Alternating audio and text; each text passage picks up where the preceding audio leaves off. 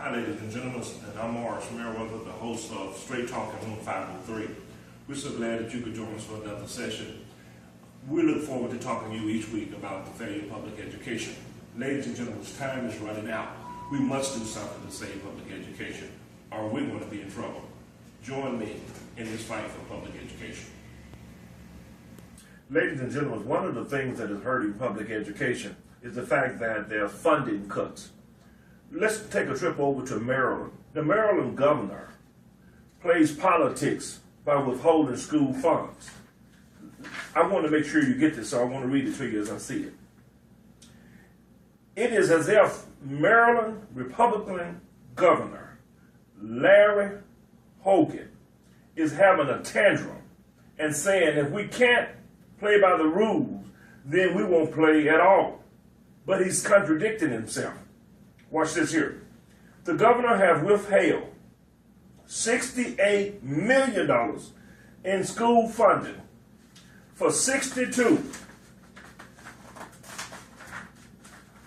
days and counting, despite widespread opposition from educators, parents, elected officials, and anticipated class size increase, educator layoff, program cut. Hogan later proposed this month to take the $68 million budget for schools by the state legislature and shift it to the state pension funds. Ladies and gentlemen, isn't that ridiculous? The big issue here is that it would take away a significant amount of money from the public school system, says Stephanie Masters, a kindergarten and third grade and special ed teacher. A lot of the resources that would go to educating children with exceptional needs, said Masters, who worried how funding shortage will affect special education class.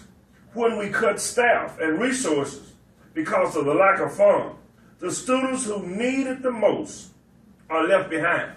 And my senator was in town just this weekend talking about No Child Left Behind, and millions of students are being left behind. Ladies and gentlemen, this is what's causing public education a great deal of the problem, is that the funding cut. It's as if they want to pull the funds out.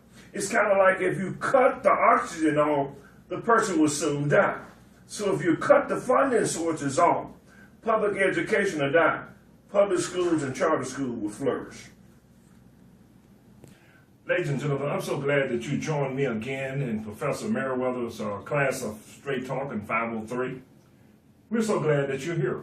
Today I want to briefly, as we get ready to close this session out, I want to briefly talk with you about administrators and teachers and the selection process of how we select teachers. Let me say this here. A disturbing factor happened in my hometown. I know a lot of time you hear me talk about my hometown, but I got to deal with where I live. We have now hired a superintendent. When I say we, the superintendent had hired a principal from another county. This principal will be principal of one of our middle schools. And he is refusing to move to Jackson. He's going to commute. Ladies and gentlemen, here's the question I want to ask you. Why is it that we have educators in our system, administrators in our system, and every time that we get ready to hire someone, the superintendent has got to go outside? There's been several of them that hired, some over in a county not far from me, now one's 70 miles away. What does that do to those who are already there? How would it make you feel if you had been a teacher for several years or assistant principal for 10 and 15 years? Then you find out that the superintendent is going over you and going to another county, bring another person in, know nothing about your county, nothing about your district. Wouldn't that make you feel bad? I think some of the problem in public education is that we need to take control of our administrators and our teachers who are hired. Why don't we get to know something about them? We're turning our students loose in rooms with people from other counties we know nothing about. Ladies and gentlemen, that doesn't make sense. I wonder too, why is it that fewer students are going into the teaching profession? Maybe they're seeing how teachers are being overlooked, how teachers are being abused, allowed to be disrespected on a day-to-day basis. Maybe this will tell us why that we have very few teachers being selected now, because that field is wide open. Nobody wants to teach our children. Ladies and gentlemen, it reminds me of a little girl. I want to read this to you. I think I can do this out of memory. A little girl was in the kindergarten class. The teacher says, well, welcome back from the summer. I want everyone to get a sheet of paper out, and I want you to draw whatever picture you want to draw. Then I'll pass among you and take a look and see how you're doing. So she would walk down the aisle and she would say, oh, that's nice. Oh, that's pretty. That's lovely. She got to this little girl and she says, well, who are you drawing? And she said, Jesus. She said, oh, you can't draw Jesus because no one has seen Jesus. The little girl said, well, they will in a few moments. You know what, ladies and gentlemen?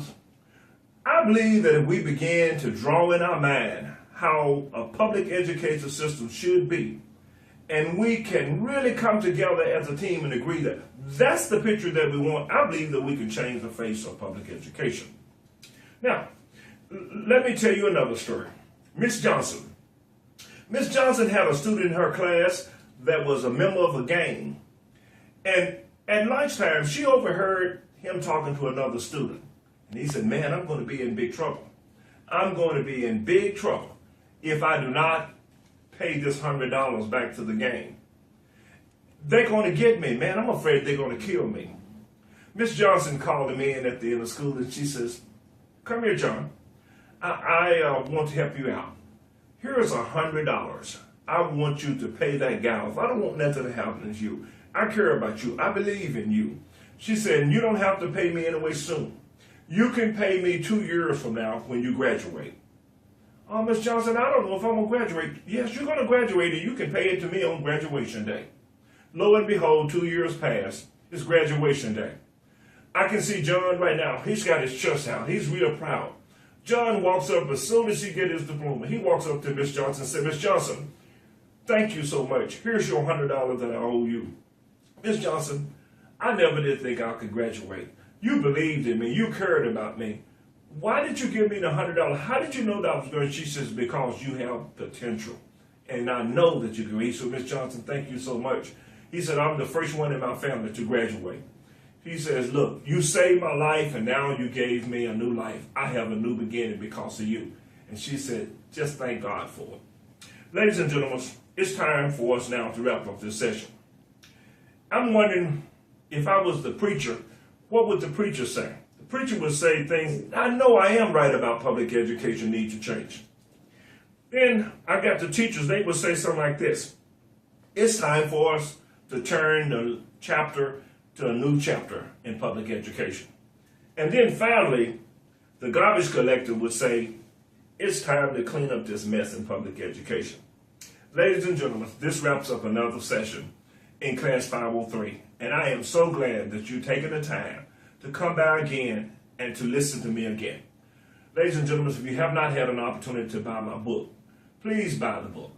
It will give you full information on what's happening in public education.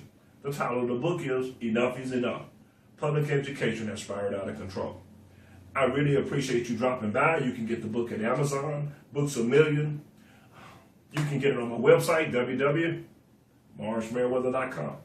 Ladies and gentlemen, until we see you again in the class of Straight Talk, I say, sayonara. Take care.